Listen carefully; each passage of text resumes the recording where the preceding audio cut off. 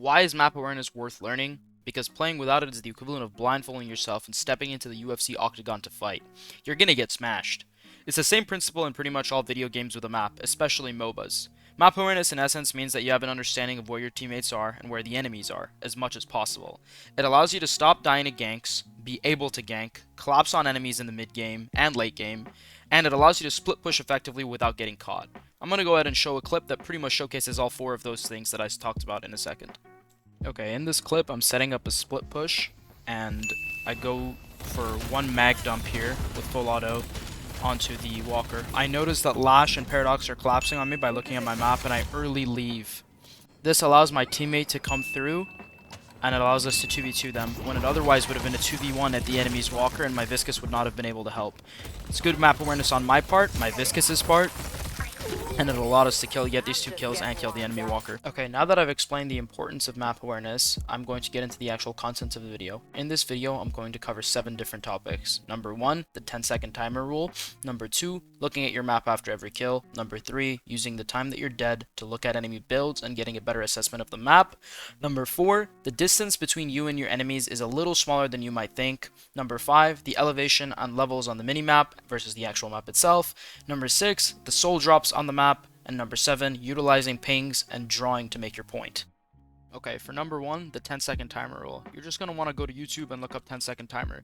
Click any of these videos, and after the first 10 seconds, they will begin to beat once every 10 seconds. We'll just wait for one so you guys can hear it. Boom, you hear that? You look at your map.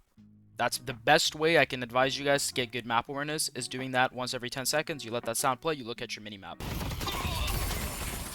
So we're going to kill this haze, and then if we look at the map, we'll see that the enemies are attacking our base. But what will we do instead of going back? We'll just keep walking forward. It takes us a few seconds to figure out that we're supposed to go back. Those few seconds could make the difference sometimes. Dead? Let's start doing some research into the enemies.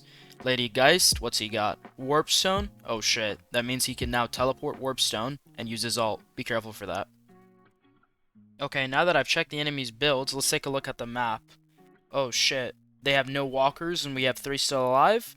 It's time to start pushing their waves in and playing around the late game guide. Okay, so number 4 is something that I really used to struggle with when I first started playing, and it's the distance between 2 character models and what it looks like on the map. So if we look at Great Talon here in Mo and Krill, we'll see that they're only about a jump dash away from each other, which could be done in about 2 to 3 seconds. However, if you look at the map, my first instinct would be that they're about 5 or 6 seconds away from each other. You really want to look out for those so that you don't get surprised. Number 5, elevation and levels on the map and the mini-map itself. Sorry about the shitty picture quality, but let me direct your guys' attention to my cursor. If you guys look at my screen, you'll be able to see that this guy is in the middle of the air, but on the map, it looks like he could just be on the ground among the minions. In these kinds of situations, that can occur pretty commonly since this map has a lot of verticality, you need to communicate to your teammates. Otherwise, though they can see him on the map because of my vision, they can't tell where he is. So to my Haze and to my Great Talon, this guy could be on the ground, he could be just running around under the like the bushes and the trees down there, or he could be in the air like he is here. So this really needs to be communicated, and your teammates need to communicate it to you, otherwise everyone's going to be confused. Number 6, souls and what they look like on the map. The soul urn looks like this without being picked up. When your team picks it up, the drop-off location will be blue, like this. When the enemy team picks it up, it'll be red, like this. Next, unsecured souls. When a player dies with unsecured souls, it looks like this on the screen and like that little blue circle underneath my character model on the map. Number 7, utilizing pings and drawings in order to better your own map awareness and your teammates as well. In this game, there are numerous pings that you can use that are all beneficial in one way or another. For example, if you ping an enemy, it will call that enemy out. Right here it says target dummy because I'm using it on a target dummy, but it will call the enemy's name and it will show your teammates on the map where that enemy is. It'll point it out to them. There are numerous pings, like I said, that you can use in this game.